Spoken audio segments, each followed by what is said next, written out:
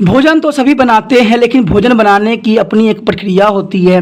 भोजन बनाने का अपना एक अंदाज होता है। जो पोषण तत्व का ख्याल रखते हैं उनके घर ही हमेशा खुशहाल होते हैं। हेलो दोस्तों, कैसे हो? आपका स्वागत है त्रिपान स्टडी सेंटर में। हम जो आज करने जा रहे हैं वो है क्लास, ठीक है, 10th है, NIOS बोर्ड, ठीक है। बहुत ही इंपॉर्टेंट चैप्टर है भोजन पकाने की विधि। देखिए, भोजन तो सभी बनाते हैं, तो जनरल सी बात है, लेकिन भोजन वो अच्छे बनाते हैं जिनके पोषक तत्व का ज्ञान होता है, ठीक है। आपने भोजन बनाया और उसके पोषक तत्व का ख्याल आपको नहीं रहा तो हो सकता है कि भोजन बनाना आपका व्यर्थ चला जाए, ठीक है। क्योंकि भोजन पदार्थ में अगर इंपॉर्टेंट तत्व नष्ट हो जाते हैं तो भोजन का कोई अर्थ नहीं रह जाता, ठीक है।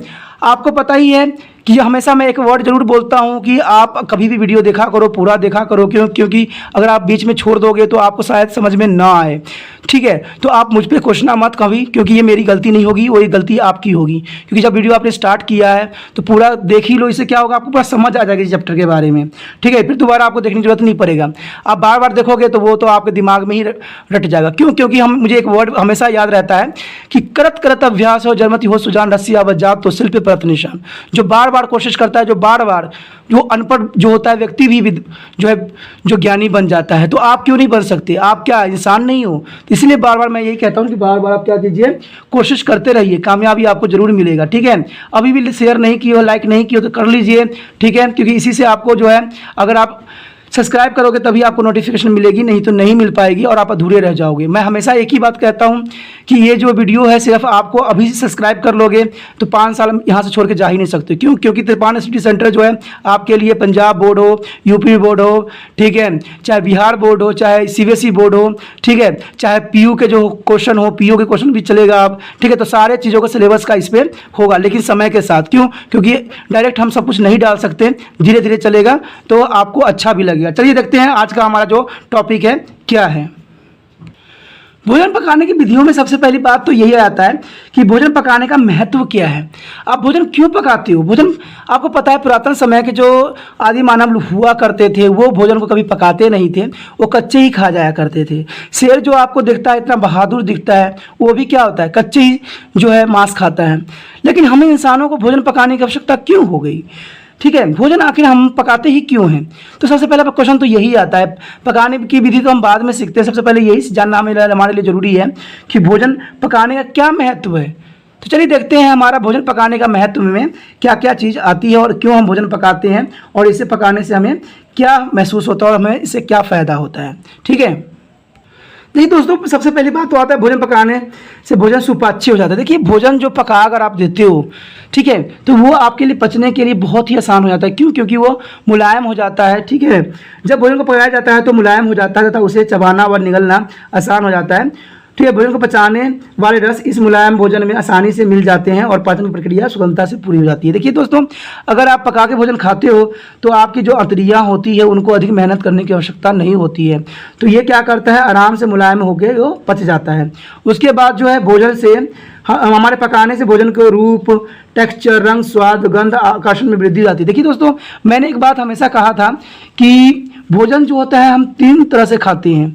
कौन कौन से 3 तरीके हैं बताइए, ठीक है। सोचिए, थोड़ा विचार कीजिए, उसको 2 मिनट विचार करने के बाद मुझे सोचिए, फिर आप कहिएगा कि आपको याद है कि नहीं।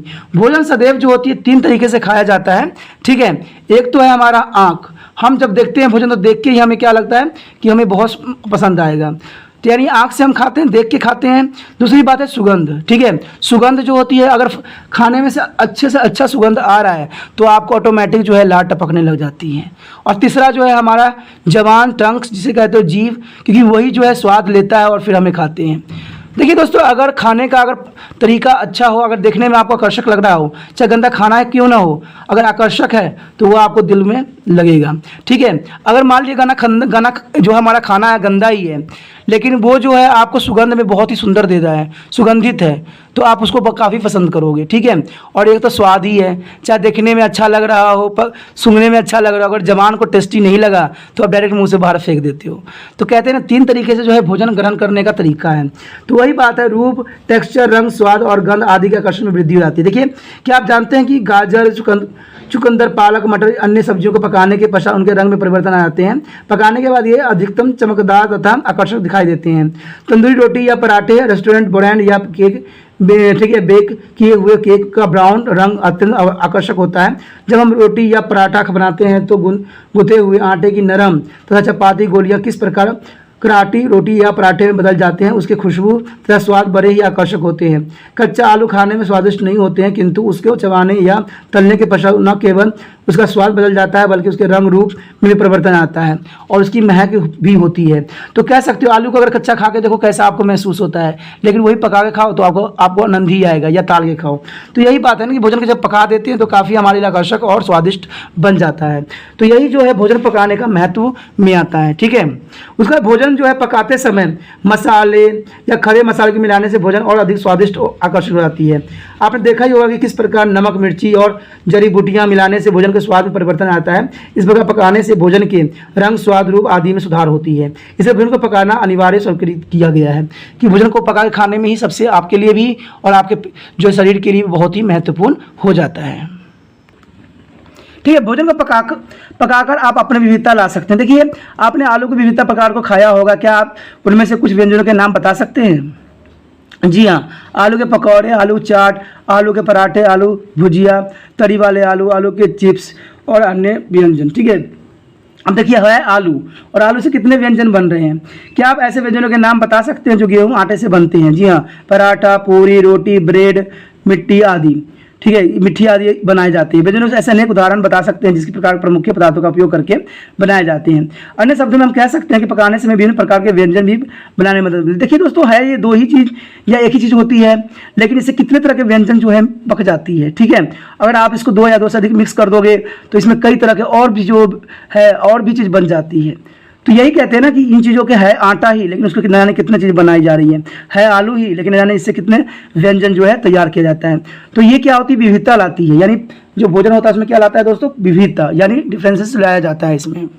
देखिए दोस्तों, जो अगली बात होती है, पकाने से भोजन लंबे समय तक खाने योग्य रहता है। देखिए, पकाने से जो होता है काफ़ी दिनों तक आप स्टोर भी कर सकते हो। ठीक है, क्योंकि क्या आप जानते हैं कि हम दूध क्यों उबालते हैं? यदि हम दूध को उबालेंगे नहीं तो वह जल्दी ही फट जाएगा। उबालने से इसके ठीक है इसको नष्ट करने वाले जीवाणु मर जाते हैं और इसे अधिक समय तक रखा जा सकता है।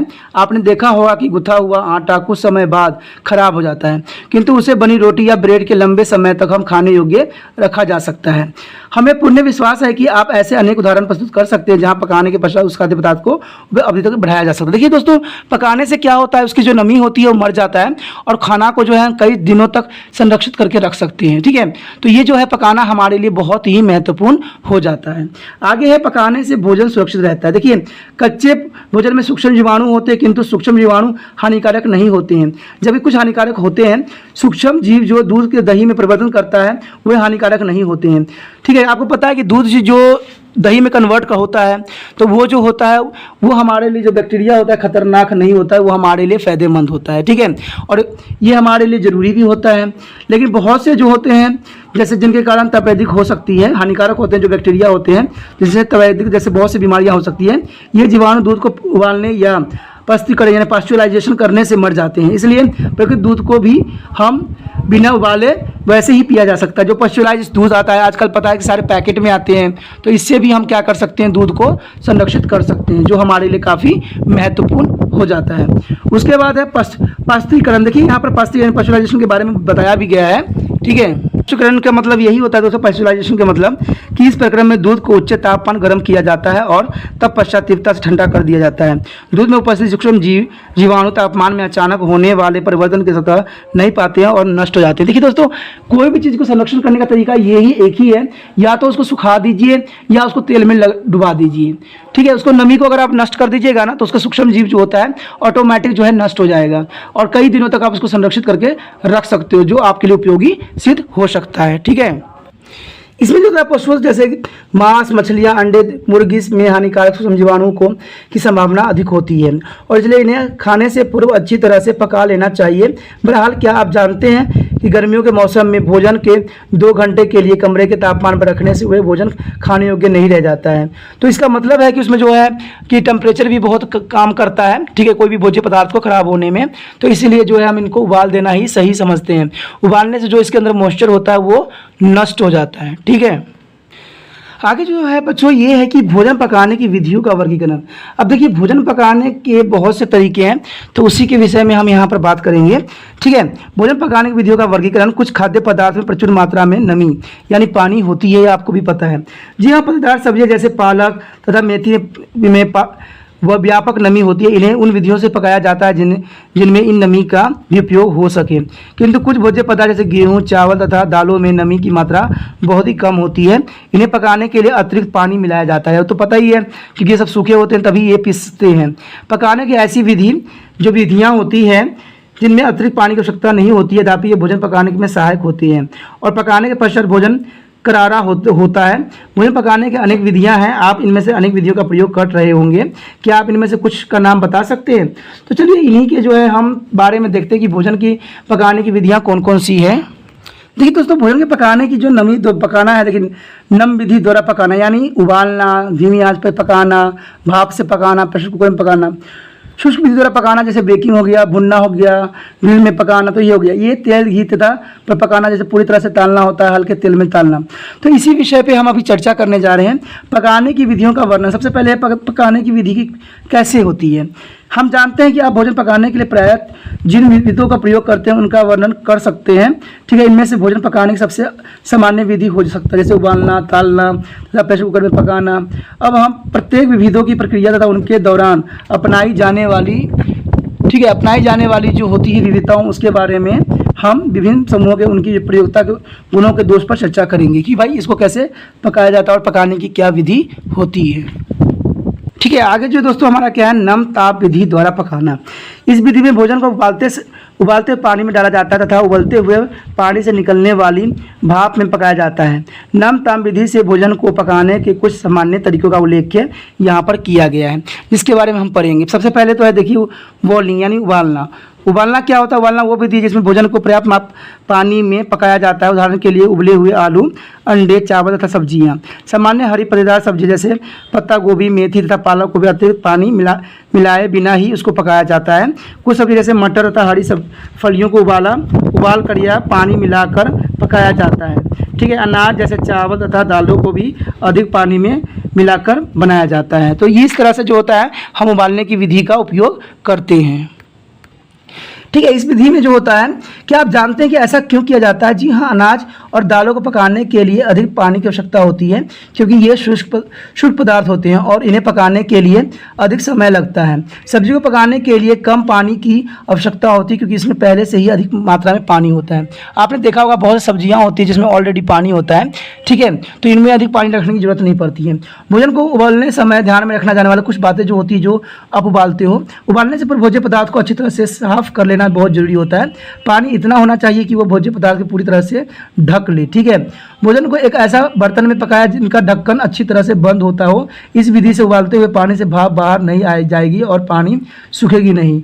इससे भोजन तेजी से पकता है और इसी प्रक्रिया का ईंधन भी कम लगता है। ठीक है, इसलिए तो हम प्रेशर कुकर का इस्तेमाल करते हैं। प्रेशर कुकर भी कुछ इसी गुणों पर ही कार्य करता है। ठीक है, भोजन को आवश्यकता से अधिक समय तक नहीं उबालना चाहिए। जैसे ही भोजन नरम तथा गुनगुना हो जाए तो उसे आंच से उतार लेना चाहिए, ताकि यदि भोजन को अधिक समय तक उबाला जाता है तो उसका रंग, आकार और स्वाद नष्ट हो जाता है। इससे भोजन को जो पोषक तत्व गुण जो होते हैं वो भी नष्ट हो जाते हैं। आलू तथा अन्य जड़ सब्जियों को उनके छिलके के साथ ही उबालना चाहिए ताकि उनके पोषक गुण विद्यमान रह सके। तो ये चीज़ें जो होती है दोस्तों बहुत ही ज़रूरी होता है जब भी हम खाने को उबालते हैं या कोई रॉ मटेरियल को उबालते हैं, तो इन बातों का ध्यान रखना बहुत ही ज़रूरी होता है। इससे क्या होता है, पोषक तत्व नष्ट होने के चांसेस बहुत ही कम जाता है। ठीक है, आगे जो है भोजन विद्यमान जल घुलनशील पोषक तत्व उतनी पानी में मिलाया जाता है जिसमें भोजन की जो होता है भोजन, ठीक है, भोजन को उबालना चाहता है। यदि आप उसी पानी को फेंक देते हैं तो उसको पोषक तत्व भी उसी के साथ चले जाते हैं। आप इस पानी से क्या कर सकते हैं, पोषक तत्व की भरपूर इस पानी से आप सूप या अन्य सब्जियों की तरी बना सकते हैं। देखिए दोस्तों, हम क्या करते हैं, हम धोते हैं या कुछ भी करते हैं या हम उबालते हैं तो उन चीज़ों को फेंक देते हैं, लेकिन शायद आपको इस बात का ज्ञान नहीं है कि उसमें सारे पोषक तत्व जो था उसी के अंदर था और हम उसको नष्ट करके फेंक देते हैं। ठीक है, तो ये चीज़ें जो है बहुत ही काम की बात है जो आपको पता होना चाहिए। उसके बाद है लाभ। उबालना भोजन पकाने की एक सुरक्षा एवं साधारण विधि है। इससे भोजन जलता नहीं है भी नहीं है। ये विविध जो है भारी मात्रा में भोजन पकाने के लिए उपयोग होता है। उबाला हुआ भोजन सुपाच्य भी होता है। देखिए ये बातें जो होती है बहुत ही महत्वपूर्ण होती है। लेकिन देखिए जहाँ पर किसी चीज़ की लाभ होती है तो वहाँ पर किसी चीज़ की हानियाँ भी होती हैं। तो हानियाँ क्या होती हैं? हानियाँ उबालने की विधि में उबाले गए पानी को फेंकने के साथ जल की घुलनशीलता, पोषक तत्व भी नष्ट हो जाते हैं, जो अभी मैं बता रहा था। कुछ चीज़ को फेंक देते हो पानी तो उससे जो मतलब इंपॉर्टेंट पदार्थ होती है उसमें पोषक तत्व होते हैं वो नष्ट हो जाते हैं और इससे आपको कोई फ़ायदा नहीं रहेगा उस खाना के। कुछ लोगों को उबला हुआ भोजन पसंद नहीं आता है क्योंकि वह अधिक स्वादिष्ट नहीं होती है। उबले हुए भोजन में कुछ स्वाद लाने के लिए उन्हें नींबू या कुछ मसाले डाले जाते हैं जिससे उसमें स्वाद आ जाए। तो देखिए दोस्तों ये भी बात आ जाती है। तो उबालने से जो होता है उसमें स्वाद भी नष्ट हो जाता है। ठीक है, तो बहुत से लोग जो होते हैं उबालना भी पसंद नहीं करते, उसको ताल देना ही पसंद करते हैं। चलिए देखते हैं अगला जो हमारा विधि क्या है।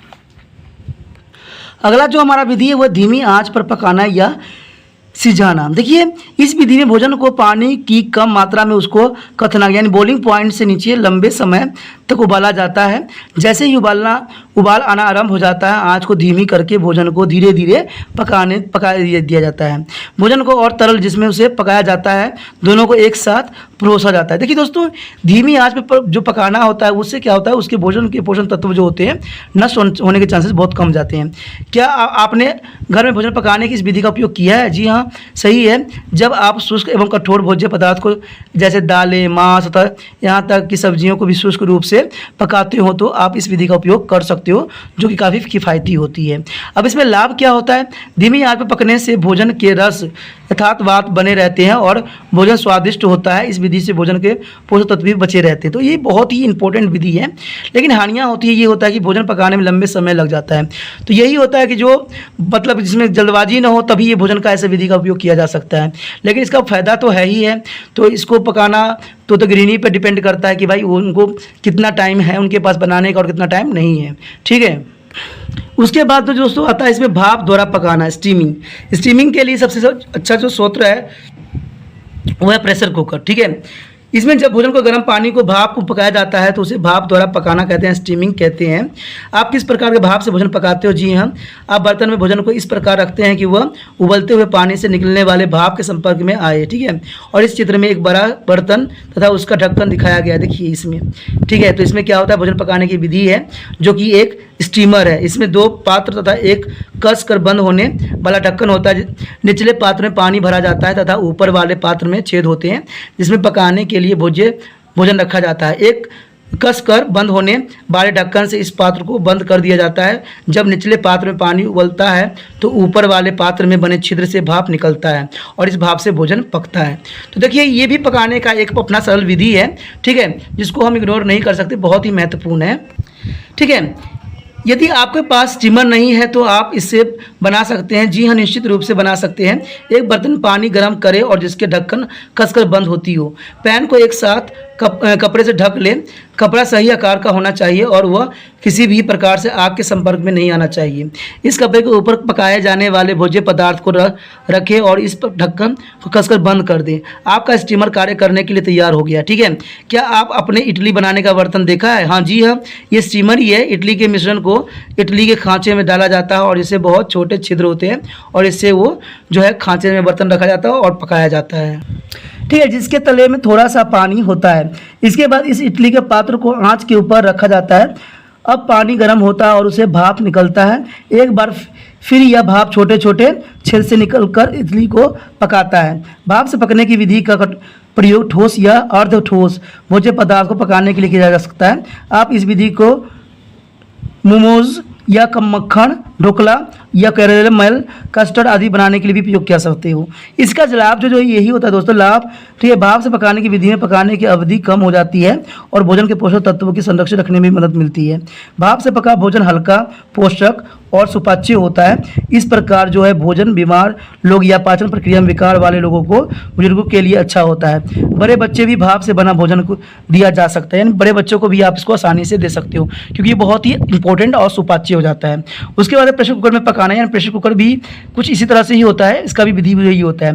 प्रेशर कुकर भोजन पकाने की एक प्रक्रिया है जिसमें भोजन को भाप से अत्यधिक दबाव की सहायता से एक विशेष मिश्रण में पकाया जाता है। इस विधि में बर्तन को प्रेशर कुकर कहते हैं, इस विधि को हम प्रेशर कुकर कहते हैं। प्रेशर कुकर स्टील या एल्युमिनियम या अन्य धातु के मिश्रण से बना होता है और यह अत्यधिक दबाव या सहन कर सकता है।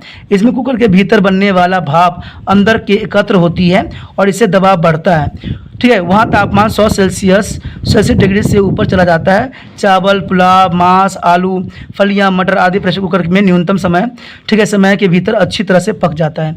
तो ये भी पकाने का सबसे अच्छा और सरल विधि है। ठीक है, देखिए ऊपर जो है कुछ सावधानी है कि हमें जो है किस तरह से हमें भोजन को पकाने के लिए हमें प्रयोग करना चाहिए। ठीक है, ये याद रखना चाहिए कि अत्यंत आवश्यक है कि प्रेशर कुकर में जब अधिकतम दबाव खत्म हो जाता है तो कुकर के ढक्कन पर लगे भार यानी सीटी को माध्यम से अतिरिक्त भाप बाहर निकाला जाता है। उस समय व्यक्ति को प्रेशर कुकर की आंच को कम कर देना चाहिए, इससे दबाव बना रहता है और ईंधन की बर्बादी भी नहीं होती है।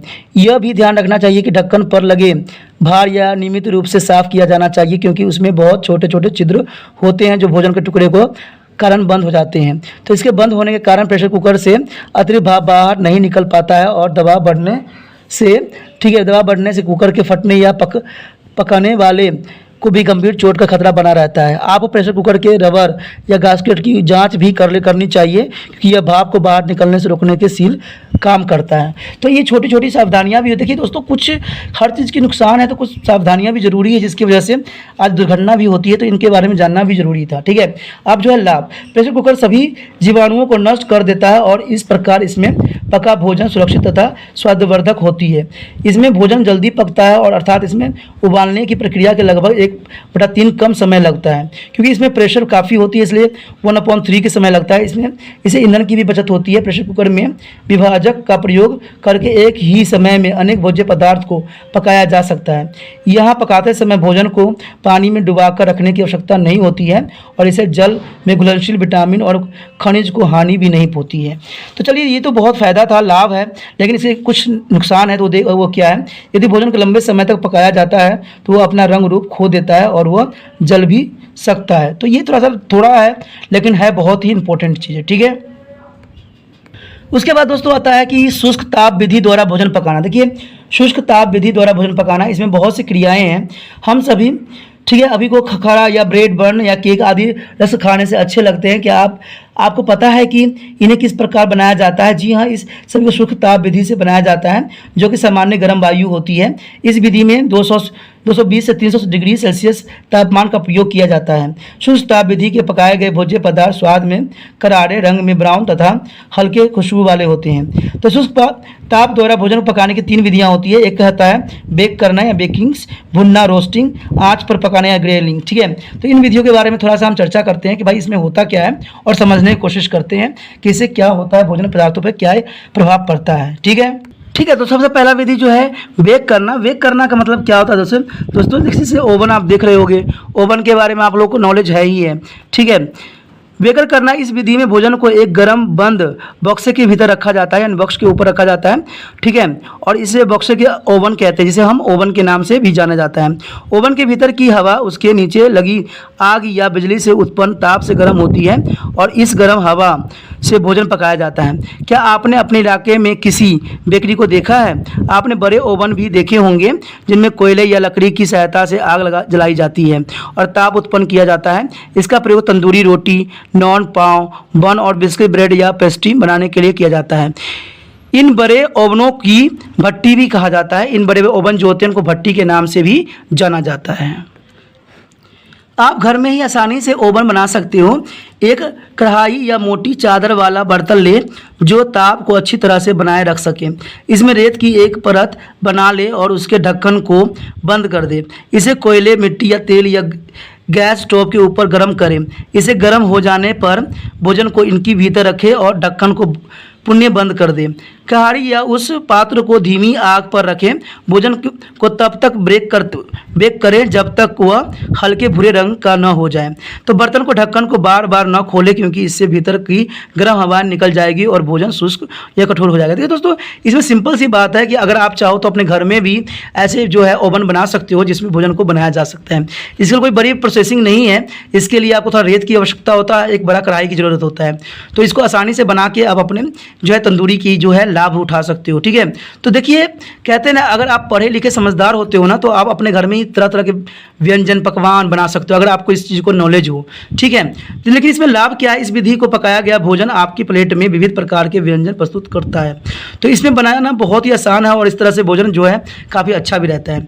याद रखें कि बेक किए हुए कुछ उत्पादों में कैलोरीज की मात्रा अत्यधिक होती है, जैसे केक या पेस्ट्री आदि। तो इसमें आपको पता है कि केक में जो होता है आपको चॉकलेट दी जाती है, जो कि काफ़ी जो होता है उसमें कैलोरी बन जाती है। ठीक है, तो उसमें कैलोरी रहेगी ही, क्योंकि उसमें चॉकलेट का इस्तेमाल किया गया है। आगे दोस्तों क्या है, भुनना। ठीक है, भुनना जो जैसे नाम से ही पता है, सूक्ष्म ताप द्वारा भोजन पकाने की अन्य विधि भुनना है। भोजन को भूनते समय उससे सीधे गर्म तावे या डिगल या रेत या आग पर रखा जाता है और पकाया जाता है। सभी जैसे बैगन, आलू, शकरकंद को भुना जा सकता है और इसी प्रकार मक्का और चने को भी भुना जा सकता है। दालें जैसे मूंगफली, काजू तथा खाद्य पदार्थ जैसे पापड़, खगड़ा तथा मांस के भी इस विधि को पकाया जा सकता है। तो ये भुनना जो होता है अच्छा विधि होता है और उसका स्वाद भी रहती है। हम जानते हैं कि आपने भी इसमें अनेक पदार्थों को भुना होगा। आप सामान्य घर पर किस भोज्य पदार्थ को भूनते हैं, उसमें से कुछ बैगन के अवश्य होगा। देखते हो जो आपके घर में भी जो होता है बैगन को भून के, ठीक है, बैगन को भून के बनाया जाता है। ठीक है, तो वो भी बहुत काफ़ी अच्छा लगता है। आपने खाया होगा या अपने मम्मी से पूछिए, ठीक है, या दादी से पूछिए कि कैसे भूनते हैं और भून के देखिए बना के, क्योंकि आप प्रैक्टिकल करोगे तो आपको समझ में भी आएगा कि ये कैसे बनाई जाती है। ठीक है, लेकिन एक बात बहुत ज़रूरी है कि बैगन को भूनते समय आप इसे सीधे आग पर रखते हैं और निरंतर इसे घुमाते रहते हैं ताकि वह सभी तरफ से भून जाए। आपको कैसे पता चलता है कि आपका बैगन पक गया है या तैयार हो गया है? ठीक है, क्या आपने दोनों या दाने या मक्के या चने या मूंगफली को भूनते देखा ही होगा? इन्हें कैसे भुना जाता है? जी हाँ, सही है, इसे एक बड़े पात्र जैसे कढ़ाई में रेत को गर्म करके भुना जाता है। इस विधि में भोज्य पदार्थ को निरंतर हिलाया जाता है ताकि वह सभी तरह से अच्छी तरह से भून सके। तंदूर भी एक ओवन के समान है जो मिट्टी से बना होता है और इसका प्रयोग रोटी, ठीक है, नॉन, पनीर या मुर्गी के भुनने के लिए प्रयोग किया जाता है। पता कीजिए कि भुनने की किस प्रकार से तैयार किया जाता है। देखिए दोस्तों, इसके जो लाभ होते हैं, लाभ इसमें यही है कि इस विधि से पकाया गया भोजन अधिक स्वादिष्ट होता है और भोजन विविधता भी लाती है। लेकिन इससे कुछ हानियाँ भी हैं। हानियाँ सिर्फ इतनी सी है कि यह भोजन पकाने की एक धीमी विधि है। भुना हुआ भोजन कई बार बहुत शुष्क हो जाता है और इसे इतने चटनी या सॉस के साथ खाना पड़ता है। तो यही इसकी थोड़ी सी प्रॉब्लम है, बट ये जो है काफ़ी अच्छा विधि माना जाता है। अगला जो है हमारा है आग पर सेकना। देखिए, इसको तो हम ग्रिलिंग्स कहते हैं, यानी आग पर सेकना। इस विधि में भोजन को चमकदार आग, ठीक है, चमकदार आग में तथा अधिक प्रत्यक्ष ताप पर पकाया जाता है। यह भुनने की विधि भी धीमी होती है। इसमें भोज्य पदार्थ को लोहे की सलाख पर ग्रिड पर लगाकर आग के ऊपर रखा जाता है। जैसे देख सकते हो आप कि इसको आग पर रखा गया है, लेकिन ये तो सेकने का मशीन है। ठीक है, बिजली से चलने वाली ग्रिल बार को ऊपर सेका जाता है और इसे लोहे की सलाख पर तेल अथवा लगाया जाता है ताकि भोजन उस पर चिपके नहीं और उसे चारकोल, गैस या बिजली के उपकरण पर सेका जा सकता है। एक विशेष स्वाद प्रदान करने के लिए भोजन को दोनों ओर से पकाया जाता है। आलू, शकरकंद, बैगन, मुर्गी तथा मछलियों को सेका जा सकता है। ठीक है, अपनी बाटी और चोखा, चिकन और पनीर टिक्के आदि कबाब के अवश्य ही खाए होंगे। इन सभी व्यंजनों को सेक कर ग्रिलिंग पकाया जाता है। तो ये तो जो है ये भी बहुत अच्छा विधि है, लेकिन इसमें थोड़ा लाभ जो है ये है कि भुनने की विधि को ही सामान्य सेकने की विधि भी भोजन में अच्छा स्वाद लाता है और आप इस विधि का प्रयोग करके विभिन्न प्रकार के व्यंजन बना सकते हैं। ठीक है, तो ये भी हमारे लिए जो है ज़रूरी बन जाता है। ठीक है, आगे जो है हमारा है तलना। तलना के बारे में तो आप जानती हो कि तला कैसे जाता है। तलने में यही होता है कि तलने की प्रक्रिया में भोजन को गर्म घी या तेल में पकाया जाता है। इस विधि में भोजन को कम तेल या में अथवा अत्यधिक तेल में पकाया जा सकता है। कम तेल वाली प्रक्रिया में तेल का प्रयोग बहुत ही कम किया जाता है। ठीक है, जबकि अत्यधिक तेल वाली प्रक्रिया में भोज्य पदार्थ को पूरी तरह से गर्म घी या तेल में डुबाया जाता है। आपने इस दोनों ही विधि का प्रयोग करके भोजन अवश्य पकाया होगा। कुछ ऐसे व्यंजनों का नाम बताइए जिन्हें आप घर पर ही इन विधियों द्वारा बनाते हैं। तो तालिका दिया गया है, आप उसमें भर सकते हो कि कम तेल में तलना और अधिक तेल में आपने किस चीज़ को तला है, तो आप इसकी सूची बना सकते हो। ठीक है, ये आपके प्रैक्टिकल के लिए बहुत ही ज़रूरी हो जाता है। ठीक है, आगे जो हमारा दोस्तों क्या है, अधिक तेल में तलना। देखिए, अधिक तेल में तलना तो एक आम प्रक्रिया है। अनेक भारतीय व्यंजनों का तेल का पकाया जाता है। इसमें भजिया, पकौड़े, समोसे, बड़े और कचौड़ियाँ शामिल हैं। अधिक तेलों की विधियों में कढ़ाई में अधिक मात्रा में तेल को गर्म किया जाता है और भोज्य पदार्थ को उस तेल में डुबाया जाता है। वह पदार्थ पूरी तरह से घी या तेल में डुबाया जाता है और एक समय पर भोज्य पदार्थ को एक से अधिक टुकड़ों को पकाया जाता है। हमें तेल या घी अधिक मात्रा में बचाना चाहिए। तले समय घी या तेल को अधिक गर्म नहीं करना चाहिए, जिससे ठीक है, और तलने के पश्चात तेल को ठंडा होने दे और बचे हुए तेल को किसी पात्र में ढक कर रख दे ताकि वह तेल खराब ना हो।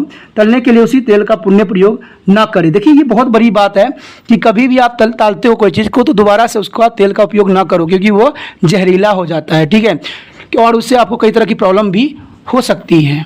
उसके बाद दोस्तों क्या है, कम तेल में तलना। ठीक है, आप कम तेल में भोजन को किस प्रकार तलेंगे, कम तेलों में तलने समय आप किन सावधानियों को बरतेंगे।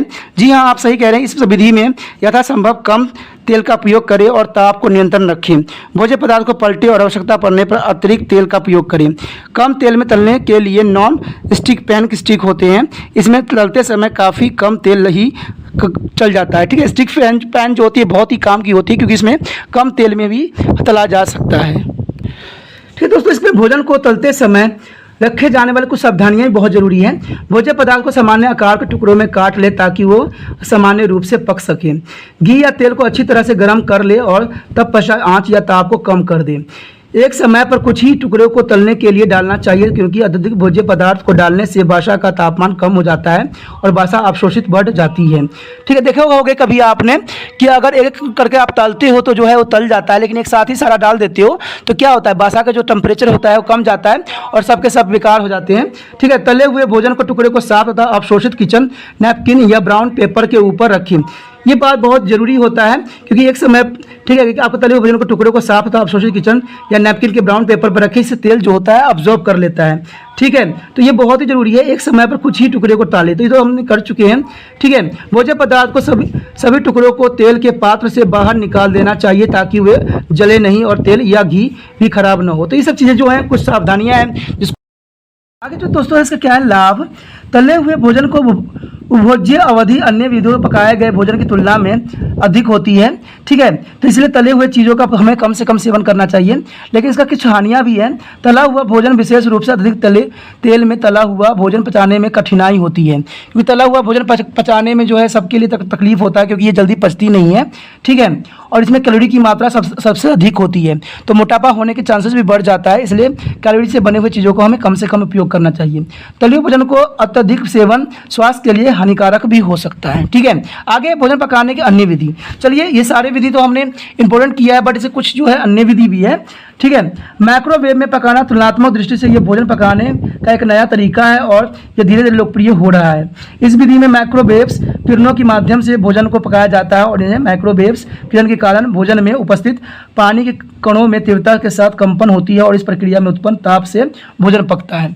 तो ये भी एक नया तकनीक है जिसको बनाया गया है। ठीक है,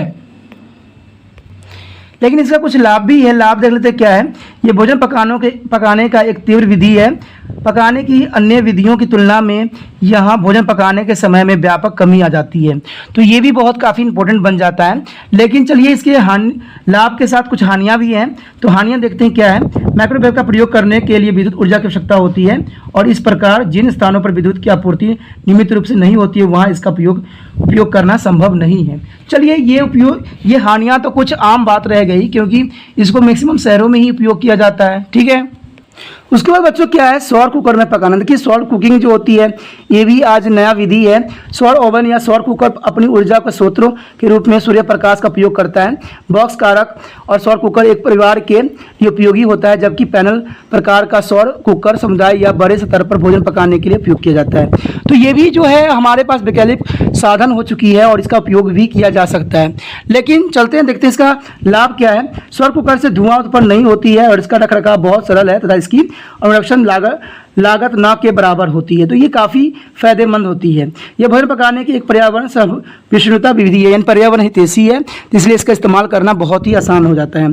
भारत के अन्य भागों में सौर कुकर का सफलतापूर्वक प्रयोग किया जा सकता है, यानी कहीं भी इसका प्रयोग किया जा सकता है। जहाँ धूप होती है वहाँ पर इसका प्रयोग करना बहुत ही सरल हो जाता है।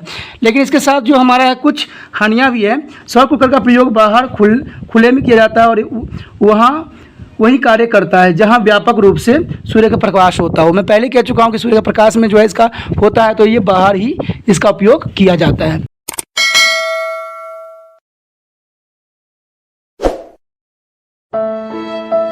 देखते हैं हमारा जो है आज का टॉपिक जो है पकाते समय पोषक तत्व को नष्ट न होना।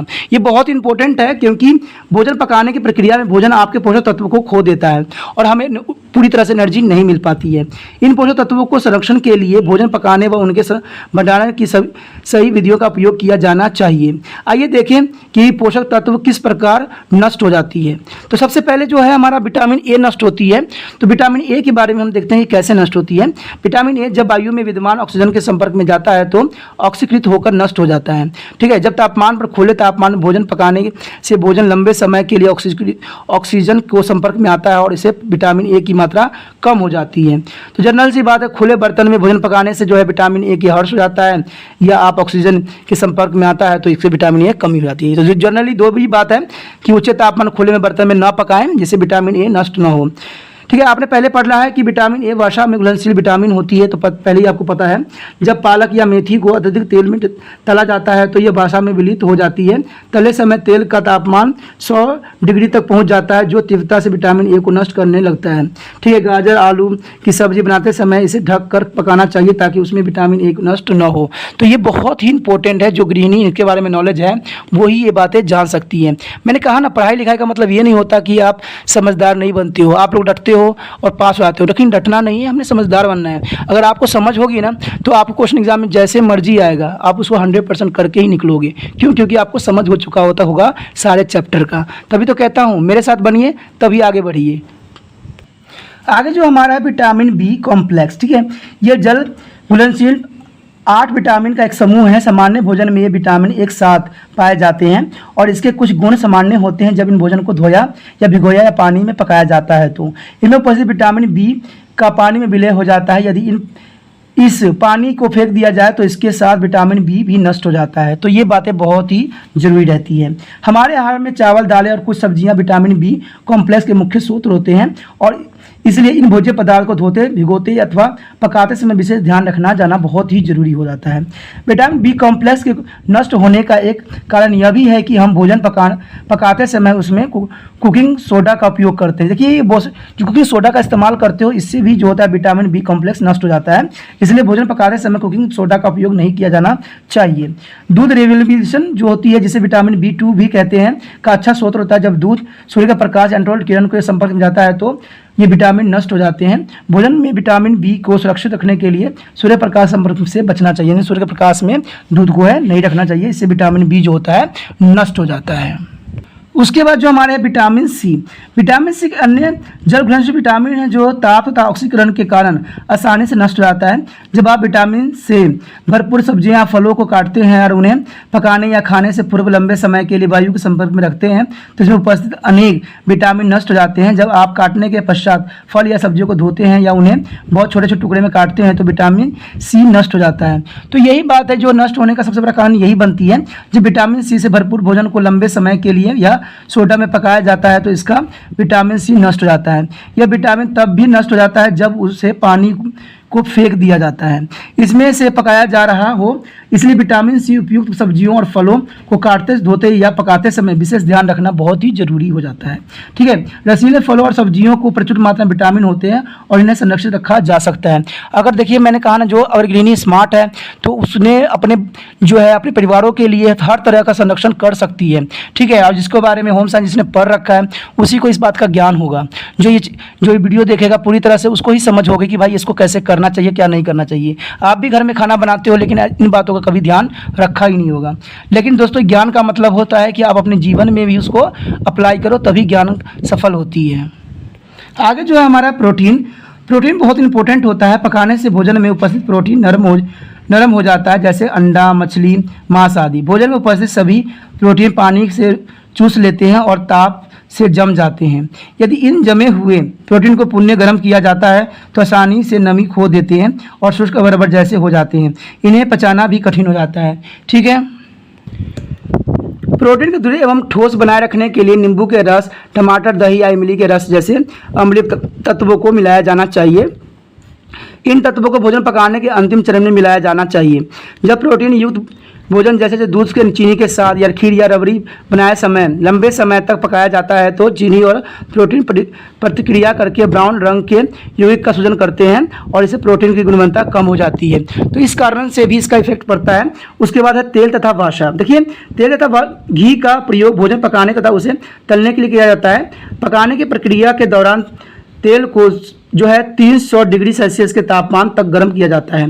तलने के लिए तेल का पुनः प्रयोग करना एक सामान्य प्रक्रिया है, किंतु इस प्रक्रिया का प्रयोग नहीं करना चाहिए क्योंकि जब तेल या घी को लंबे समय तक पकाया जाता है तो पुनः प्रयोग किया जा सकता है तथा इसकी गुणवत्ता को कम किया जा सकता है। ठीक है। तो ये तो जरूरी है कि तेल तथा वसा में कैसे हम कोई चीज़ को पकाएं, ये बहुत ही महत्वपूर्ण हो जाता है। ठीक है। लेकिन हमें कुछ बात को याद रखना चाहिए।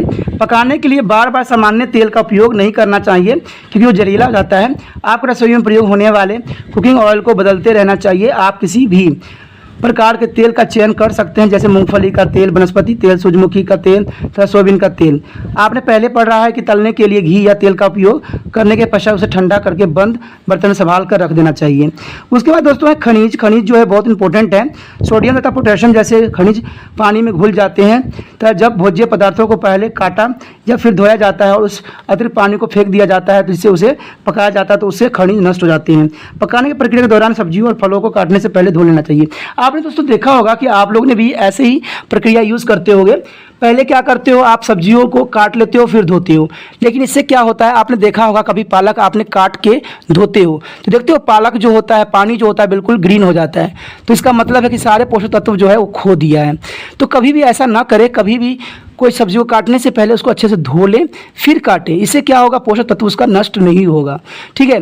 उल्टा काम कभी ना करें क्योंकि इससे आपका जो है आप पका रहे हो भोजन, उसके सारे तत्व जो होते हैं नष्ट हो जाते हैं और आपको कुछ भी नहीं मिलता है। क्यों? क्योंकि सारे पोषक तत्व तो पानी में बह जाते तो रह क्या गया। ठीक है।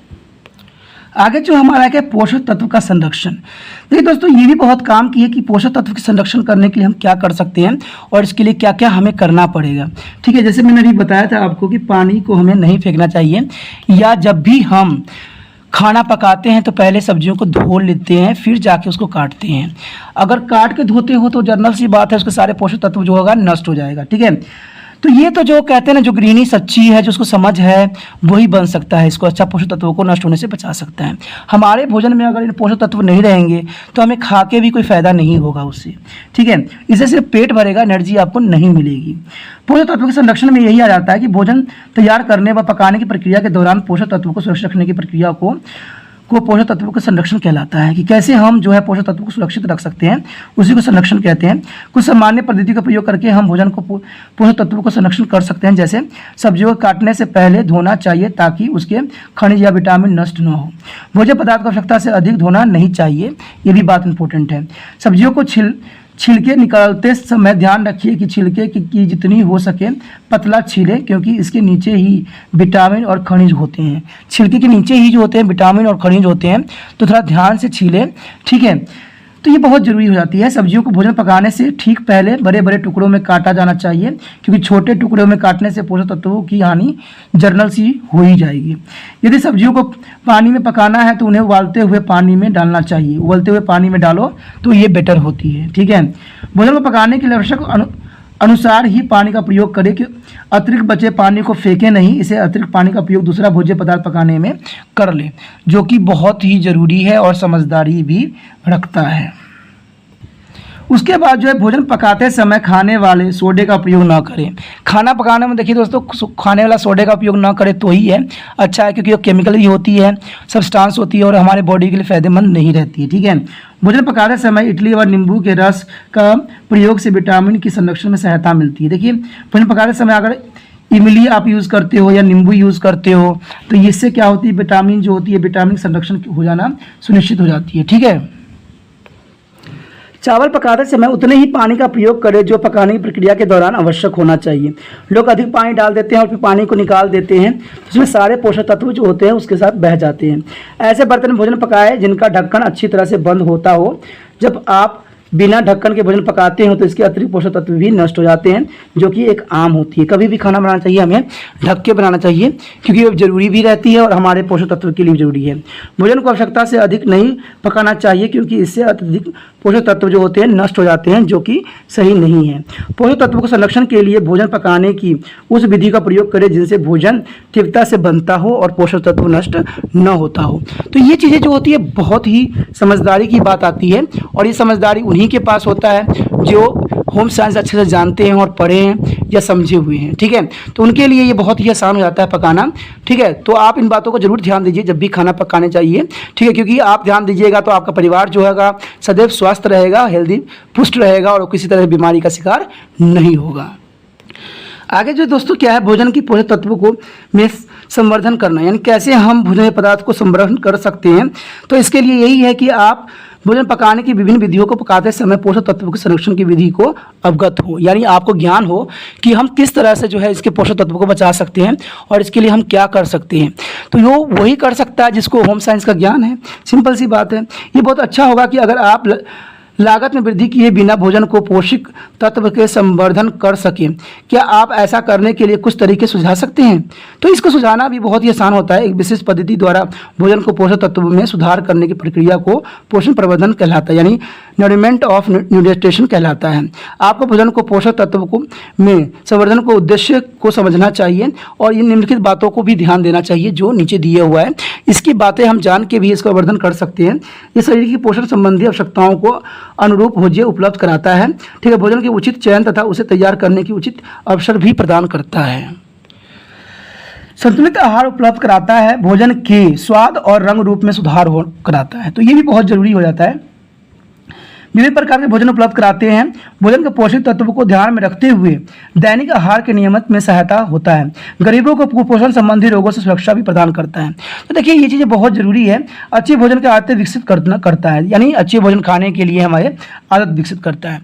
आगे जो दोस्तों क्या है हमारा, देखिए भोजन में पोषक तत्वों को संवर्धन की विधियाँ। देखिए ये जो भोजन को जो है पोषक तत्वों के संवर्धन की कौन कौन सी विधियाँ हैं, कैसे हम इसको कर सकते हैं, तो वह है संयोजन यानी कॉम्बिनेशंस, कीवल खमीर उठाना यानी फर्मेंटेशंस या जर्मिनेशन यानी अंकुरन। इससे भी भोजन की जो है पोषकता को बढ़ाया जा सकता है, उसको अच्छे से अच्छे हम कर सकते हैं। तो चलिए देखते हैं सबसे पहले जो है संयोजन या कॉम्बिनेशन विधि में कॉम्बिनेशन में क्या कहा गया और किसके बारे में समझाने की कोशिश किया गया है, हम देखते हैं।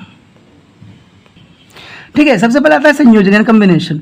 कोई एक भोजन हमें ऐसे पोषक तत्व उपलब्ध नहीं कराता है, इसलिए हम विविध प्रकार के भोजन खाते हैं। उदाहरण के लिए हम रोटी के सब्जी के साथ तथा चावल को दाल के साथ खाते हैं। हम अपने नियमित आहार में सलाद, दही, छाछ, चटनी, अचार तथा पापड़ को शामिल करते हैं। देखिए दोस्तों, एक भोज्य पदार्थ खाने से आपको सारी एनर्जी नहीं मिल जाएगी, इसलिए जो है विभिन्न विभिन्न प्रकार के जो है ठीक है विभिन्न विभिन्न व्यंजनों को हम सम्मिलित करते हैं। इससे क्या होता है, हमारा पोषक तत्व जो होता है बना रहता है। सभी पोषक तत्वों को सेवन करने का सबसे आसान तरीका यह है कि विभिन्न भोजन समूहों से भोज्य पदार्थ का संयोजन यानी मिश्रण कर दें। मिश्रण को भोजन में शामिल करना चाहिए। इस प्रकार हम एक ही व्यंजन में अनेक भोज्य पदार्थ को शामिल करके भी सभी पोषक तत्वों को प्राप्त कर सकते हैं, जैसे खिचड़ी, ढोकला, मिसली, रोटी कुछ ऐसे उदाहरण हैं जिसमें हम विभिन्न भोजन समूहों के तत्वों को मिश्रित करते हैं। आपको पता है खिचड़ी बनाने के लिए आपको कितनी चीज़ों की आवश्यकता होती है। इसमें सब्जी भी आप मिला सकते हो, मसाले भी मिला सकते हो, दाल भी मिलाते हो, चावल भी मिलाते हो, ऑयल भी मिलाते हो। तो खिचड़ी में सारे व्यंजन जो होते हैं ऑलरेडी मिक्स हो जाते हैं, तो इसको हम कम्बिनेशन मेथड भी कह सकते हैं। आप खिचड़ी का सबसे ज़्यादा एग्जाम्पल दिमाग में रख सकती हो। ठीक है, भोजन का इस प्रकार का संयोजन पोषक तत्व की गुणवत्ता में सुधार करता है। क्या आप जानते हैं कि ऐसा किस प्रकार होता है? जी हाँ, उदाहरण के साथ प्रस्तुत कर सकते हैं। आपको पता है जितने भी हॉस्पिटल होते हैं उसमें खिचड़ी का ही उपयोग किया जाता है। क्यों खिचड़ी का उपयोग क्यों किया जाता है? तो आपने कहा होगा कि अभी आपने बताया है कि हर चीज मिश्रण होती है, तो बात सही है दोस्तों। जो हॉस्पिटलों में होती है, अस्पतालों में, वहाँ पर खिचड़ी का उपयोग इसलिए करते हैं क्योंकि उसमें सारे पोषक तत्व जो होते हैं उपलब्ध होते हैं और उसमें बनाए जाते हैं, क्योंकि उसमें कॉम्बिनेशन किया जाता है सभी चीज़ों का। उसके बाद आप जानते हैं कि अनाज में विभिन्न प्रकार के एनिमो अम्ल की कमी होती है और ये अम्ल दालों में विद्यमान होते हैं। जब हम चावल और दालों को मिलाते हैं तो इनमें प्रोटीन की गुणवत्ता इतनी ही अच्छी हो जाती है जितनी कि दूध में होती है। ठीक है, तो देखिए दो चीज़ों को मिलाने से कितना कुछ बन जाता है। ठीक है, आदर्श रूप में देखें तो अनाज, चावल, गेहूँ, ज्वार, बाजरा और मकई को दालिया, फलिया और तेली बीजों जैसे मूंगफली, तिल के बीजों तथा दूध के उत्पादों कुछ मिश्रण किया जाना चाहिए ताकि हमें अपने आहार में प्रोटीन को अच्छी गुणवत्ता प्राप्त हो सके। ठीक है, इसी प्रकार सब्जी जैसे पालक, मेथी तथा गाजर में विटामिन और खनिज तत्व प्रचुर मात्रा में होते हैं। इन्हें जब आहार में शामिल किया जाता है तो भोजन के पोषक तत्व में व्यापक संवर्धन आता है, यानी काफ़ी इसमें बदलाव आ जाती है। अब देखिए इसको जो है संवर्धन करने के यानी कम्बिनेशन करने का क्या लाभ होता है। लाभ दोस्तों यही है कि भोजन की लागत में वृद्धि किए बिना, ठीक है, सामान्य भोजन समूह या विभिन्न भोजन समूहों से दो भोजन के मिश्रण से आहार की गुणवत्ता में सुधार किया जा सकता है। यह एक सामान्य तकनीक है जिसके प्रयोग करके या प्रत्येक परिवार में आसानी से किया जा सकता है, यानी इसका प्रयोग प्रत्येक परिवार में आसानी से किया जा सकता है और करके जो होता है अपने आप परिवार के जीवन को खुशहाल बना सकते हो। ठीक है, उसके बाद जो हमारा है कीवन यानी फर्मेंटेशन। ठीक है, फर्मेंटेशन जो होती है बहुत ही इंपॉर्टेंट होती है। कीवन वह प्रक्रिया जिसमें भोज्य पदार्थ में उपस्थित या दही आदि के रूप में शामिल किए गए सूक्ष्म जीव भोजन में पहले से विद्यमान पोषक तत्वों के साधारण व बेहतर रूप से परिवर्तन कर देते हैं। इस प्रक्रिया में कुछ नए पोषक तत्व जैसे विटामिन सी तथा विटामिन बी कॉम्प्लेक्स का भी निर्माण होता है। देखिए दोस्तों, जो कि कोई भी जैसे दही होता है उसमें भी जो बैक्टीरिया होता है हमारे लिए स्वास्थ्य वर्धक होती है, तो उसको कैसे बनाया जाता है? कीवन विधि द्वारा बनाया जाता है। दूध ऐसे नहीं होता है, दूध को आप रख देते हो उसमें कुछ जो है दूसरा ही दही मिला देते हो तब जाके उसमें फर्मेंटेशन होती है और उसमें जो बैक्टीरिया होती है वो उसको जो है दही में कन्वर्ट कर देता है, तो वो हमारे लिए फ़ायदेमंद हो जाता है, तो इसको कीवन विधि भी कहते हैं। ठीक है, क्या आप कुछ विभिन्न कीवन भोजन को नाम बता सकते हैं? जैसे देखिए हम, जैसे दही हो गया, ब्रेड हो गया, खप्पन हो गया, ठोकला हो गया, इडली कीवन भोजन से उदाहरण है। देखिए दही हो, ब्रेड हो, सबको कीवन विधि द्वारा ही बनाया जाता है। ठीक है, अब अपने कभी भटूरे बनाते हैं, भटूरे बनाने के लिए मैदे को प्रकृत आटा के साथ थोड़ी दही मिला दिया कर देते हैं, उसे गूंथ कर कुछ घंटे के लिए छोड़ दिया जाता है। ठीक है, गूंथने के बाद क्या होता है, उसमें फर्मेंटेशन आती है। इस अवधि के दौरान गूंथा हुआ आटा बढ़ जाता है। क्या आप जानते हैं कि ऐसा क्यों होता है? जब आप मैदे के साथ दही को मिलाते हैं तो उसमें सूक्ष्म जीव तेजी से विकसित होने लग जाते हैं और ये कीवन की प्रक्रिया का आरंभ कर देते हैं, जिसके कारण गुथी हुई सामग्री बढ़ने लगती है और मात्रा में लगभग दुगनी हो जाती है। तो इसीलिए ऐसा किया जाता है क्योंकि उसमें जो होता है जो है कुछ बैक्टीरिया ग्रोथ कर जाते हैं। लाभ क्या होता है? कीवन भोजन की सुपाच्य से सुधार करता है। ठीक है, सूक्ष्म जीवाणु जो कीवन की प्रक्रिया को जन्म देते हैं वे भोजन को प्रोटीन तथा कार्बोहाइड्रेट के छोटे भागों में खंडित कर देते हैं, जिसके कारण भोजन को पचाना आसान हो जाता है। ठीक है, बहुत ही उपयोगी होता है। कीवन भोजन स्पंजी और नरम होता है, जिसके कारण वह भोजन बच्चों तथा बुजुर्गों के लिए भी उपयोगी सिद्ध हो जाता है। उसके बाद जो लास्ट मेथड है वो है अंकुरन। अंकुरन जर्मिनेशन के बारे में तो आपने बचपन से ही पढ़ते आ रहे हो। ठीक है, अंकुरन का मतलब यही होता है कि आप चने को क्या करते हो, चने मूंग जिसको भी है साबुत को भिगो के रख देते हो। भिगोने के बाद उसको कपड़े में कुछ दिनों के लिए बांध दो, आपको दिख जाएगा उसमें अंकुरन बड़े बड़े आ जाते हैं। तो अंकुरन कराना भी बहुत ही इंपॉर्टेंट होता है क्योंकि इससे पोषक तत्व की मात्रा में जो होती है वृद्धि आती है। आपने देखे होंगे बड़े बड़े घरों में ऐसा लोग खाते हैं और पेट साफ करने के लिए सबसे आसान और सबसे सरल विधि है। ठीक है, अंकुरन क्या होता है? साबुत मूंग या चने के दालों को लीजिए और उन्हें थोड़े दिन से पानी में पूरी रात भिगो दीजिए। अगले दिन आप क्या देखेंगे कि उनका आकार बदल जाता है और वे, ठीक है, छूने में नरम हो जाते हैं। यदि आप उन दानों को मलमल या कपड़े में बांध कर 12 से 24 घंटे के लिए छोड़ देते हैं तो आप देखेंगे दाल में छोटी छोटी अंकुरन निकल रहे होते हैं। ये इसे हम अंकुरन कहलाती है। ठीक है, ये अंकुरन जो होती है बहुत ही महत्वपूर्ण होती है। गेहूं, बाजरा, ज्वार आदि अनाजों को भी अंकुरन किया जा सकता है। अगर आप चाहो तो इसको भी गेहूं, बाजरा, ज्वार को भी आप अंकुरित कर सकते हो। इन अनाजों को छाया में सुखाकर तवे पर हल्का सा भूना जा सकता है तथा इन्हें पीस कर युवा, बच्चे, बुजुर्गों के लिए कई व्यंजनों में प्रयोग किया जा सकता है। ठीक है, इसको बहुत से व्यंजन जो होता है उपयोग किया जा सकता है और इसको उपयोग करना बहुत ही सरल हो जाता है। मूंग, मटर, काले चने जैसे दालों भी अंकुरित की जाती है और उसके बाद उन्हें भाप में पकाया जाता है ताकि वो नरम और मिर्च, नींबू के रस और चाट मसाला आदि डालकर खाया जाता है। देखिए दोस्तों, ये जो बातें होती है बहुत जनरल होती है। आज जो है बहुत से लोग ऐसे ही करते हैं। क्यों? क्योंकि इसमें जो होती है बहुत ही पोषक तत्व जो होते हैं उपलब्ध हो जाते हैं। क्योंकि अंकुरन जो होती है एक नया विधि है और अंकुरन में क्या होता है कि एक नया जीव की उत्पत्ति हो रही होती है और वो चीज़ें जो होती है थोड़ा सा छोटा पौधा होता है और उसको खाना काफ़ी ही सेहत सेहत के लिए स्वास्थ्यवर्धक होता है। ठीक है, प्रत्येक अनाज या दालों को अंकुरण करने में प्रयुक्त होने वाले समय व पानी की मात्रा भिन्न होती है। सामान्य भिगोने में 8 से 16 घंटे में, अंकुरण में 12 से 24 घंटे का समय लग जाता है। जिस कपड़े में भीगी हुई दाल बांधी जाती है उसे पूरे समय नरम रखना जाना चाहिए। देखिए, नरम रहेगा तभी जाके जो है उसमें अंकुरण आएगा। अगर वो नरम नहीं रहेगा तो अंकुरण आने की संभावना जो रहेगी बहुत ही कम जाती है। ठीक है, तो ये तो जो था हमारा अंकुरण के लिए। आगे इसके जो है इसके लाभ हैं, देखते हैं इसके लाभ क्या है। ठीक है, लाभ देखिए दोस्तों, इसके लाभ यही होता है कि भोजन की सुपाच्य से बढ़ाता है। देखिए, इसका जो होता है भोजन को सुपाच्य को बढ़ाता है, क्योंकि कुछ कार्बोहाइड्रेट प्रोटीन छोटे छोटे टुकड़ों में विखंडित हो जाते हैं और भोजन को क्या करते हैं, सुपाच्य बना देते हैं, और भोजन जो पचना जो होता है बहुत ही आसान हो जाता है। ठीक है, और आपके लिए सेहत में भी सुधार कर देता है। भोजन की लागत को बढ़ाए बिना उसके पोषक तत्व में वृद्धि करता है, और आपने यह पहले ही सीख लिया है कि ऐसा किस प्रकार किया जा सकता है। तो ये जो था हमारा अंकुरण के बारे में था। अंकुरण जो होता है बहुत महत्वपूर्ण प्रक्रिया है और ये सभी को लेना चाहिए, और इससे उसका स्वास्थ्य बना रह सकता है। ठीक है दोस्तों, आपने जो त्रिपाण स्टडी सेंटर के साथ जो व्यतीत किया उसके लिए धन्यवाद। हमारा टॉपिक जो है यहीं पर खत्म हो रहा है। ठीक है, ये चैप्टर जो है यहीं पर खत्म हो गया है। ठीक है, आप हमेशा इसी तरह त्रिपाण स्टडी सेंटर के साथ बने रहिए। सब्सक्राइब कीजिए, शेयर कीजिए, दोस्तों को बताइए, तभी जाके ये जो है आगे बढ़ेगा, क्योंकि मैं एक हूँ, मैं अनेक बनना चाहता हूँ। ठीक है, तो यही विश्वास के साथ कि मुझे आप अनेक बनाओगे। ठीक है, त्रिपाण स्टडी से लगे रहो, और जो आपने समय बिताया इसके लिए धन्यवाद। ओके दोस्तों, अपना ध्यान रखना, बाय।